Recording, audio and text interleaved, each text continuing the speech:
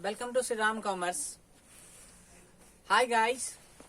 तो चलिए हम लोग तैयारी में जुट जाते हैं। हमारे परीक्षा का मात्र 1 महीना बचा हुआ है, आप लोगों को पता होगा। और आपके बिहार बोर्ड ने आपके लिए मॉडल पेपर जारी कर दिया है। खुशी की बात यह है कि आपके नंबर ऑफ ऑब्जेक्टिव क्वेश्चन बढ़ गए हैं। जहां आपको 60 क्वेश्चन रहते थे, अब आपको 100 क्वेश्चन रहेंगे, जिसमें आपको 50 करना है, अर्थात 50 बाय 100 का होगा, जिसमें ये पॉसिबिलिटी बनती है कि आप मैक्सिमम ऑब्जेक्टिव क्वेश्चन कर सकते हैं। अगर चाहें आप तो 50 आउट ऑफ 50 आप सही कर सकते हैं। ये तभी संभव है जब आप अपना अध्ययन जारी रखें, और मैं आपको इसमें सहायता करूंगा। फिलहाल मैं हाजिर हूं बिहार बोर्ड द्वारा जारी मॉडल क्वेश्चन पेपर के बीएसटी के कुछ चुनिंदा क्वेश्चनों के साथ। आज मैं आपको 10 इंपोर्टेंट क्वेश्चन बताऊंगा जो आपके एग्जामिनेशन व्यू से बहुत ही महत्वपूर्ण है। ये शॉर्ट टाइप के क्वेश्चन है। आपको पता होगा कि ये शॉर्ट टाइप के क्वेश्चन आपको 50 से 60 शब्दों में लिखना होता है। तो चलिए बिना किसी देरी के शुरू करते हैं। हम अपने इस चुनिंदा क्वेश्चन के आंसर को जानते हैं, अपनी भाषा में समझने की कोशिश करते हैं। पहला क्वेश्चन हमारा है कि ऐसा क्यों कहा जाता है कि प्रबंध के सिद्धांत सार्वभौमिक हैं। सार्वभौमिक का मतलब होता है हर जगह, यूनिवर्सल, जिसका यूज हर जगह हर क्षेत्र में है। आपको पता होगा कि मैनेजमेंट एक ऐसा शब्द है, प्रबंध एक ऐसा शब्द है जिसका उपयोग हर क्षेत्र में होता है, चाहे वो राजनीतिक क्षेत्र हो, शैक्षणिक क्षेत्र हो, आर्थिक हो, सामाजिक हो। आप जानते होंगे कि समाज में भी हम शादी विवाह समारोह जब उसका प्रबंधन करते हैं तो वहां मैनेजमेंट होता है। जब राजनीति पार्टी जब कोई चुनाव लड़ती है तो वहां भी प्रबंधन का कार्य होता है। जब व्यवसाय कोई किया जाता है तो वहां भी मैनेजर होते हैं जो प्रबंधन देखते हैं।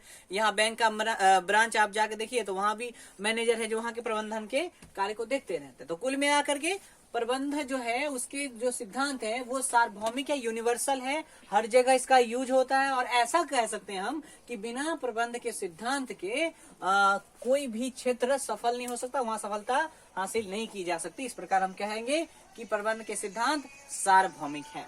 चलिए अगले क्वेश्चन पर आते हैं। अगला क्वेश्चन हमारा है प्रबंध के सिद्धांत को समझाइए। सिद्धांत का मतलब होता है एक नियम जिसके आधार पर कोई काम संपन्न की जाती है। अब हम प्रबंध के सिद्धांत की बात को कर लें तो प्रबंध का मतलब होता है काम को व्यवस्थित ढंग से करना।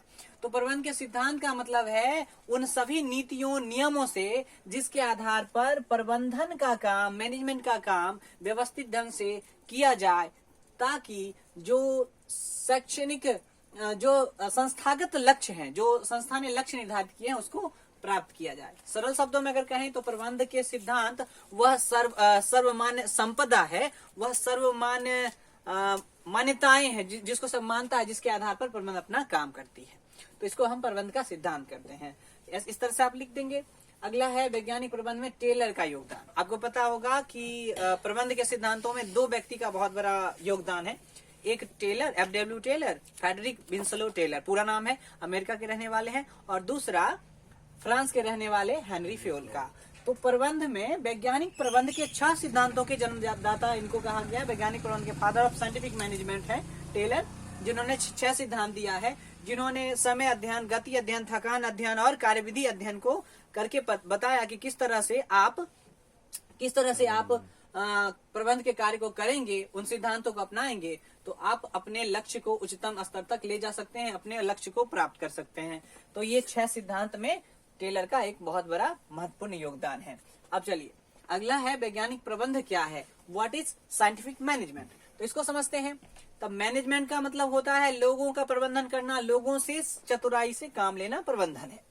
अब है वैज्ञानिक प्रबंध का क्या मतलब है। तो टेलर महोदय का कहना है कि वैज्ञानिक प्रबंध यह जानने की कला है कि क्या करना है और उसको करने का सर्वोत्तम यानी सबसे अच्छा तरीका और सबसे सस्ता तरीका कौन सा है। यानी कि किसी भी कार्य को करने का सर्वोत्तम और सस्ता तरीका, ताकि निर्धारित लक्ष्यों की आसानी से प्राप्ति हो सके, उसको हम वैज्ञानिक प्रबंध की श्रेणी में रखते हैं।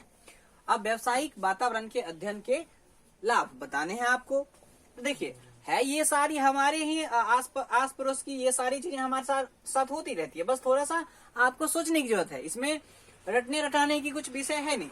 व्यावसायिक वातावरण, तब व्यावसायिक वातावरण का मतलब हुआ बिजनेस एनवायरनमेंट। तो इसका अध्ययन क्यों होगा, तो जब लोग व्यावसायिक वातावरण का अध्ययन करेंगे तो उनको अवसर का पता लगेगा। अवसर मतलब जहाँ से लाभ हो सकता है ये पता लगेगा, तो अवसर का पता लगेगा। तो और उसका अध्ययन करेंगे तो वो अपने स्पर्धा को जान सकते हैं कि उनका कंपटीटर कौन है और किस लेवल का है।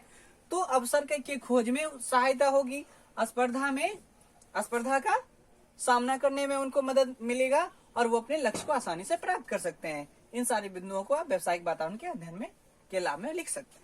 अब चलिए नेक्स्ट नंबर 6 क्वेश्चन है, नियोजन के सीमाओं को बताएं। तो नियोजन की सीमा मतलब कमियां क्या है, उसके एडवांटेज क्या है। तो नियोजन जो है समय लेने वाली है, नियोजन के लिए ज्यादा बौद्धिक मानसिक योग्यता की जरूरत होती है, सभी लोग नियोजन नहीं कर सकते हैं, इसमें अपव्यय भी होता है। तो इन सारी चीजों को का जिक्र आप कर देंगे। यह एक खर्चीली प्रक्रिया है, इसमें ज्यादा बौद्धिक और मानसिक योग्यता की आवश्यकता होती है, ये सब उनकी सीमाओं में लिख देंगे। अगला क्वेश्चन है, व्यावसायिक वातावरण से आप क्या समझते हैं। तो वातावरण मतलब हम जहाँ रहते हैं, यहाँ व्यावसायिक वातावरण को समझाना है। तो वह वातावरण जिसमें कोई भी व्यवसाय किया जाए उसको व्यावसायिक वातावरण कहते हैं। इसमें आर्थिक, सामाजिक, राजनीतिक सभी घटकों का सम्मेलन होता है जो कहीं ना कहीं प्रत्यक्ष या अप्रत्यक्ष रूप से व्यवसाय को प्रभावित करती है। यानी व्यवसाय को प्रभावित करने वाले जो वातावरण है उसको व्यावसायिक वातावरण कहा जाता है। नियोजन क्या है। अगला क्वेश्चन, नियोजन सिंपल है, आप भी करते हैं, हम भी करते हैं। नियोजन मतलब कल क्या करना है उसके बारे में आज ही विचार कर लेना, कल क्या करना उसका निर्धारण आज ही कर लेना।